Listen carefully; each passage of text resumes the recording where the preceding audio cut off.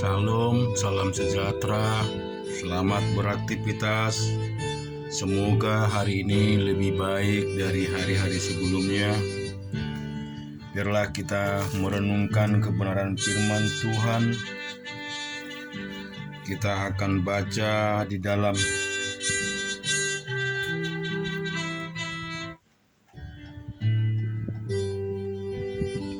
Samuel pasal yang ketiga. Peperangan antara keluarga Saul dan keluarga Daud berlarut-larut. Daud kian lama kian kuat, sedang keluarga Saul kian lama kian lemah. Di Hebron lahirlah bagi Daud anak-anak lelaki. Anak sulungnya ialah Amnon dari Ahinoam, perempuan Yisril.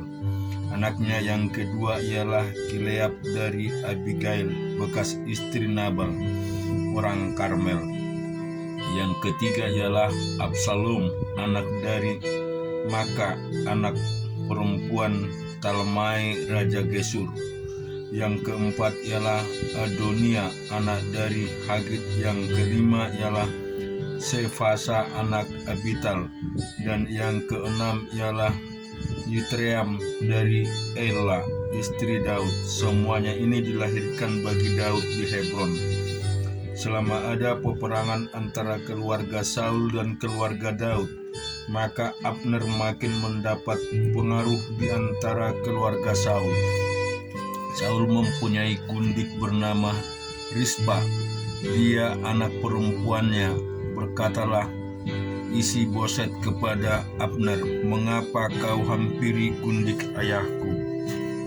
Lalu sangat marahlah Abner karena perkataan Isi-Boset itu. Katanya, "Kepala anjing dari Yehudakah aku?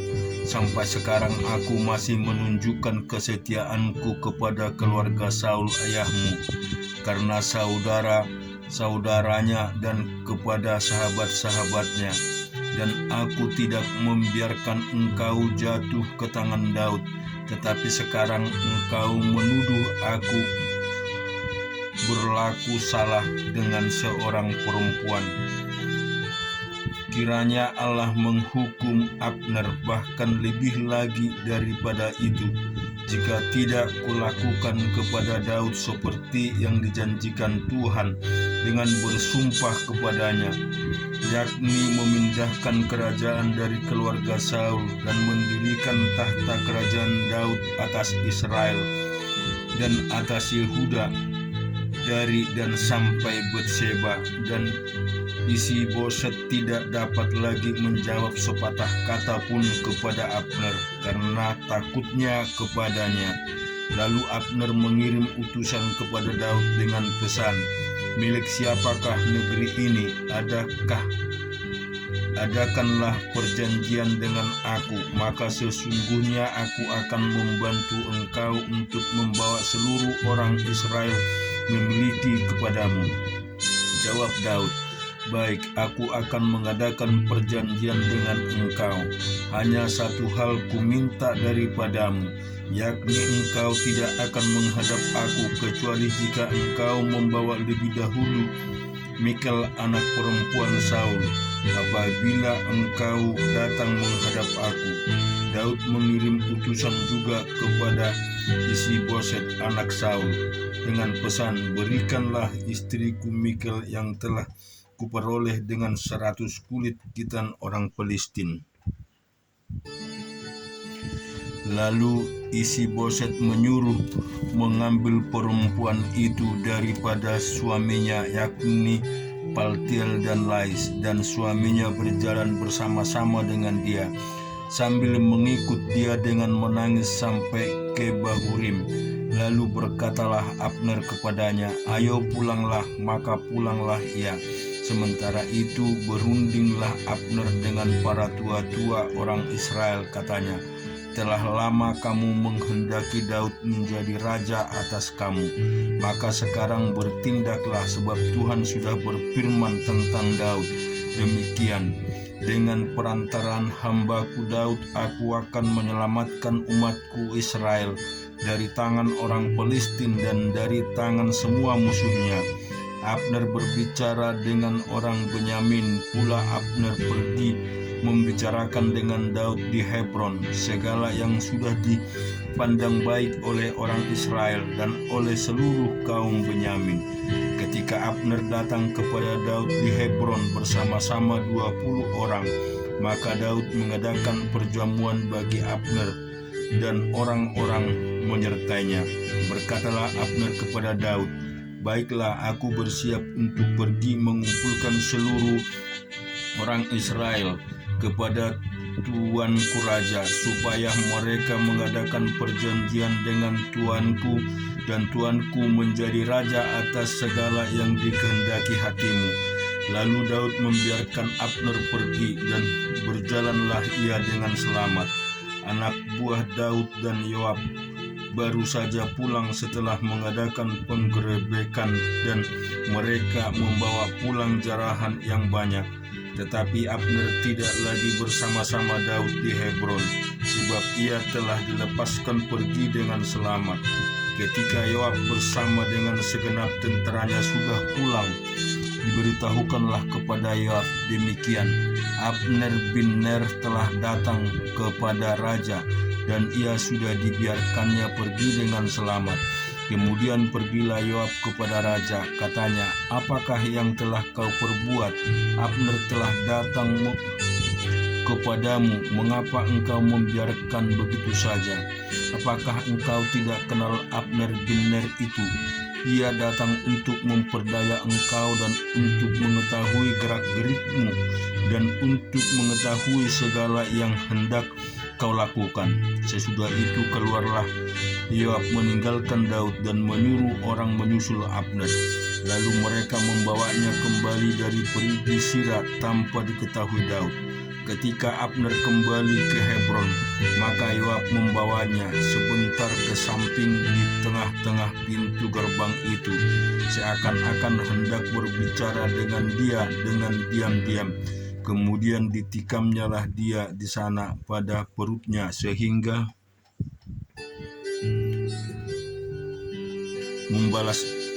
membalas darah Asel adiknya.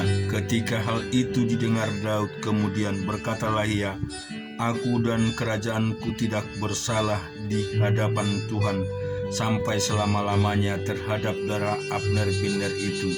Biarlah itu ditanggung oleh Yoab sendiri dan seluruh kaum keluarganya.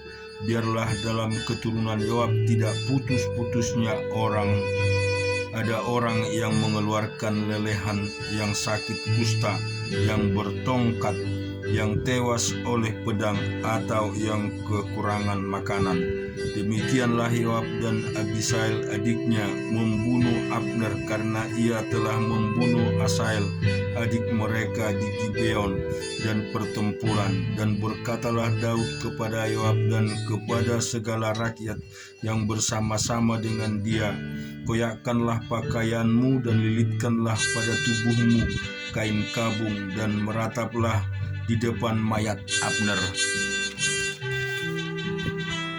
Raja Daud sendiri pun berjalan di belakangnya usungan mayat. Ketika orang menguburkan Abner di Hebron, maka menangislah raja dengan suara nyaring pada kubur Abner, dan serulah rakyat pun menangis karena Abner. Raja mengucapkan nyanyian ratapan ini, "Apakah Abner harus mati seperti orang bebal? Tanganmu tidak terikat dan kakimu tidak dirantai. Engkau gugur seperti orang gugur oleh orang-orang durjana." Dan seluruh rakyat itu makin menangis kepada dia. Seluruh rakyat datang menawarkan kepada Daud untuk makan roti selagi hari siang. Tetapi Daud bersumpah, katanya, "Kiranya Allah menghukum aku, bahkan lebih lagi daripada itu, jika sebelum matahari terbenam aku mengecap roti atau apapun." Ketika seluruh rakyat melihat hal itu, mereka menganggap hal itu baik, seperti segala sesuatu yang dilakukan raja dianggap baik oleh seluruh rakyat. Maka tahulah seluruh rakyat dan seluruh Israel pada hari itu bahwa pembunuhan Abner bin Ner bukanlah rancangan raja. Kemudian berkatalah raja kepada para pegawainya, "Tidak tahukah kamu bahwa pada hari ini gugur seorang pemimpin, seorang besar di Israel, tetapi aku ini sekarang masih lemah sekalipun sudah diurapi menjadi raja."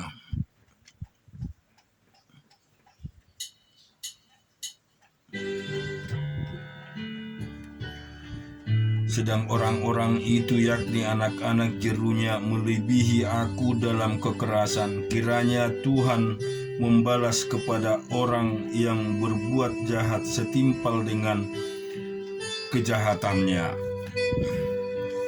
Kita juga membaca firman Tuhan di Yesaya 58.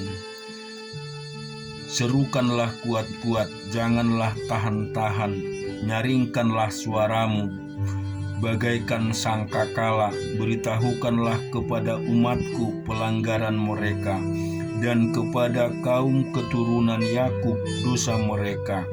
Memang setiap hari mereka mencari aku dan suka untuk mengenal segala jalanku, seperti bangsa yang melakukan yang benar dan yang tidak meninggalkan hukum Allahnya. Mereka menanyakan aku tentang hukum-hukum yang benar.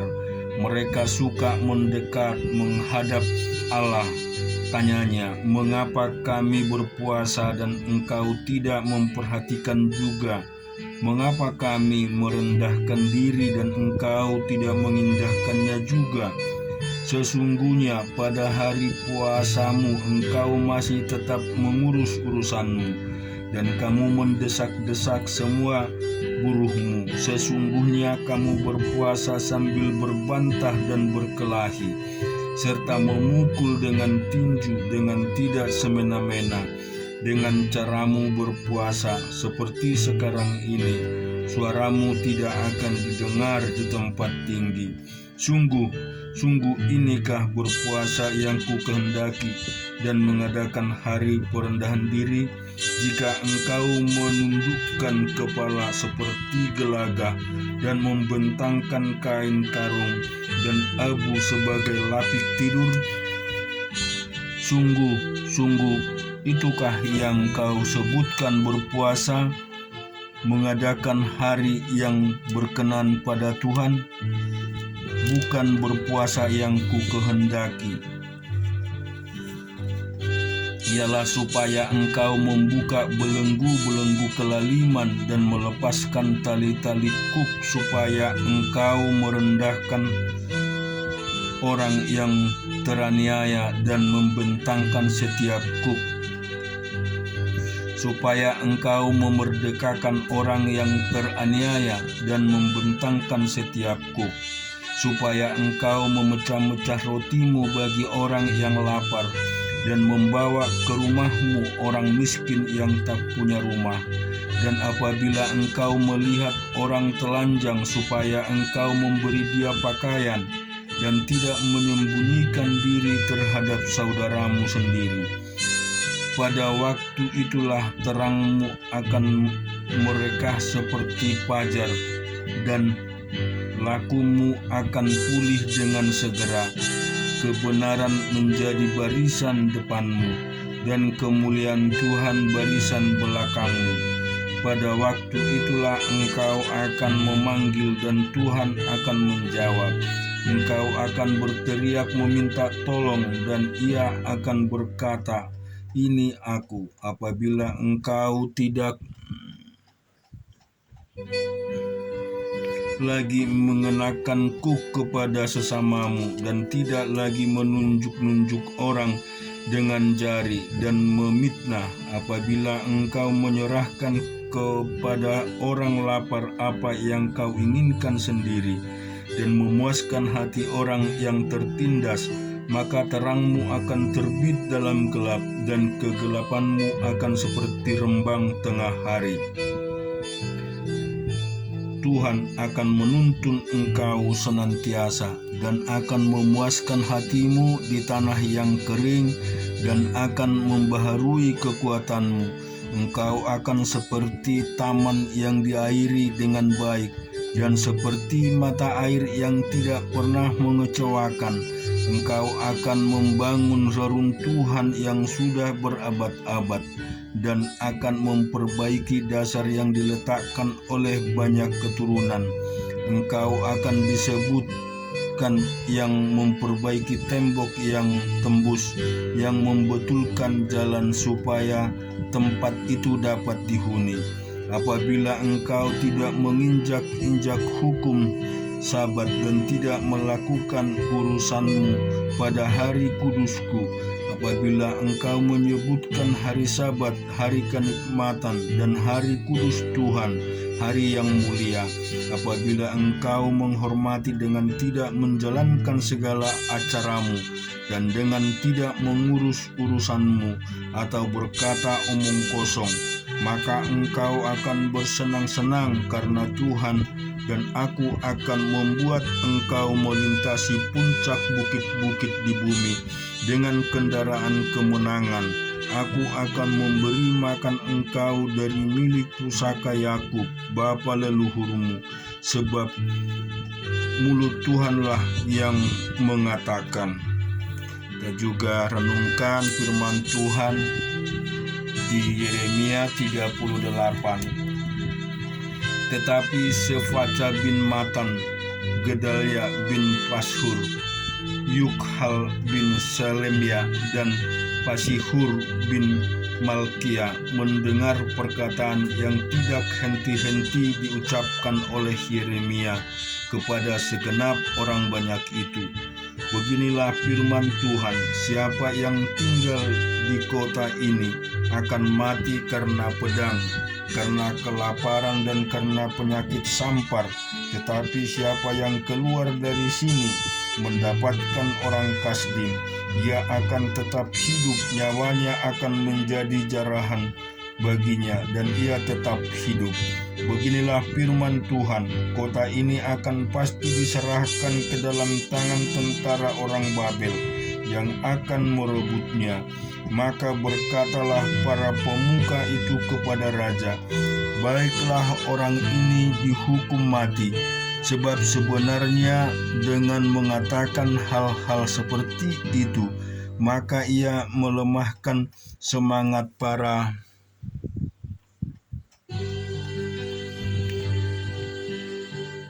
prajurit-prajurit yang masih tinggal di kota ini dan semangat segenap rakyat. Sungguh orang ini tidak mengusahakan kesejahteraan untuk bangsa ini, melainkan kemalangan. Raja Yedekia menjawab, baiklah, ia ada dalam kuasamu, sebab raja tidak dapat berbuat apa-apa menentang kamu. Maka mereka mengambil Yeremia dan memasukkannya ke dalam perigi milik Pangeran Malkia yang ada di pelataran penjagaan itu. Mereka menurunkan Yeremia dengan tali.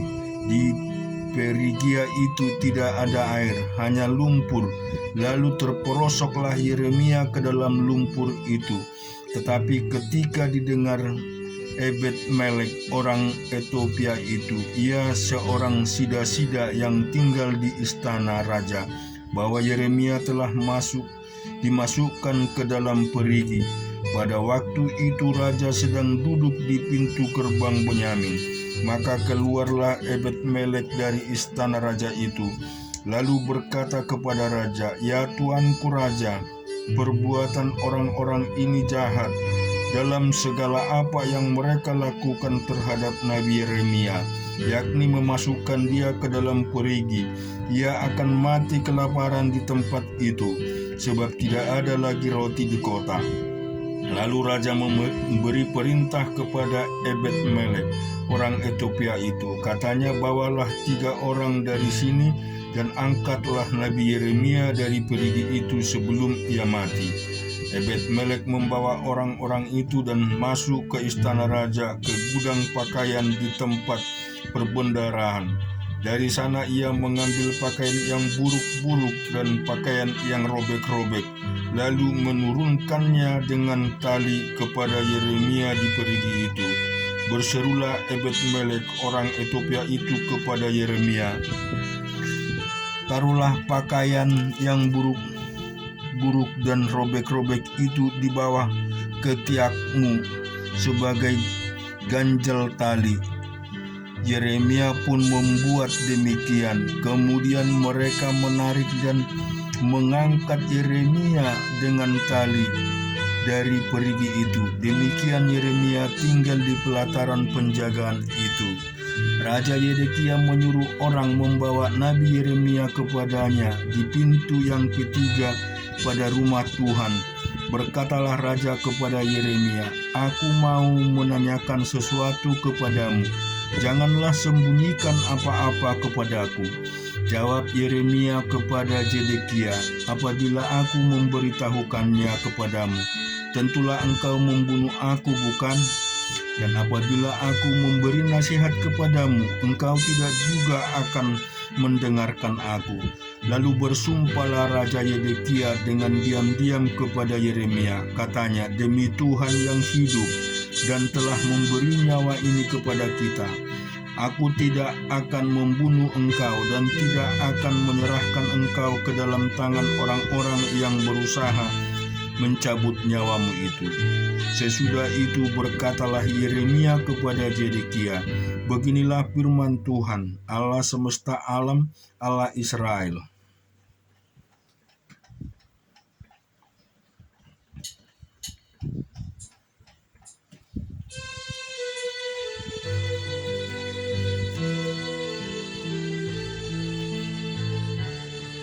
Jika engkau keluar menyerahkan diri kepada para perwira Raja Babel, maka nyawamu akan terpelihara, dan kota ini tidak akan dihanguskan dengan api.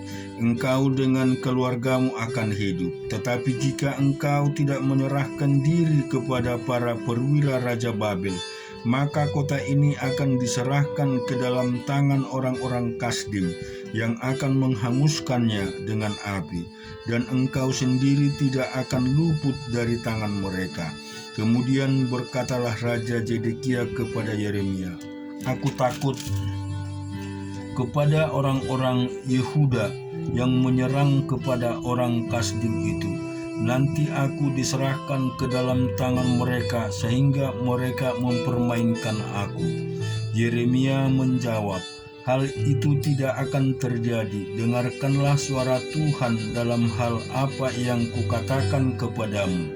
Maka keadaanmu akan baik dan nyawamu akan terpelihara.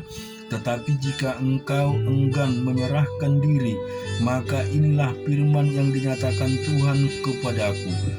Sungguh semua perempuan yang masih tinggal di istana Raja Yehuda digiring keluar ke hadapan para perwira Raja Babel sambil berseru, 'Engkau diberdayakan, dikalahkan oleh sahabat-sahabatmu.' Tetapi baru saja kakimu terperosok ke dalam lumpur, mereka sudah berpaling pulang.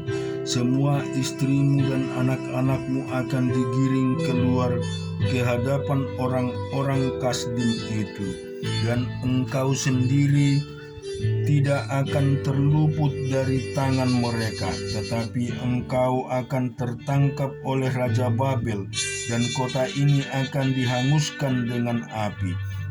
Lalu berkatalah Zedekia kepada Yeremia, "Janganlah ada orang yang mengetahui tentang pembicaraan ini, supaya engkau jangan mati. Apabila para pemuka mendengar bahwa aku telah berbicara dengan engkau, lalu mereka datang meminta kepadamu, beritahukanlah kepada kami apa yang telah kau katakan kepada raja dan apa yang telah dikatakan raja kepadamu. Janganlah sembunyikanlah kepada kami, supaya engkau jangan kami bunuh. Maka haruslah kau katakan kepada mereka, aku menyampaikan permohonanku ke hadapan raja, supaya aku jangan dikembalikan ke rumah Yonatan untuk mati di sana." Memang semua pemuka itu datang bertanya kepada Yeremia, tetapi ia memberi jawab kepada mereka tepat seperti segala yang diperintahkan raja. Maka mereka membiarkan dia, sebab sesuatu pun dari pembicaraan itu tidak ada yang diketahui siapapun. Demikianlah Yeremia tinggal di pelataran penjagaan itu sampai kepada hari Yerusalem direbut.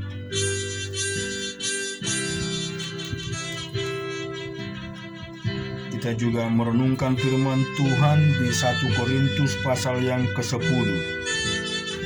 Aku mau supaya kamu mengetahui saudara-saudara bahwa nenek moyang kita semua berada di bawah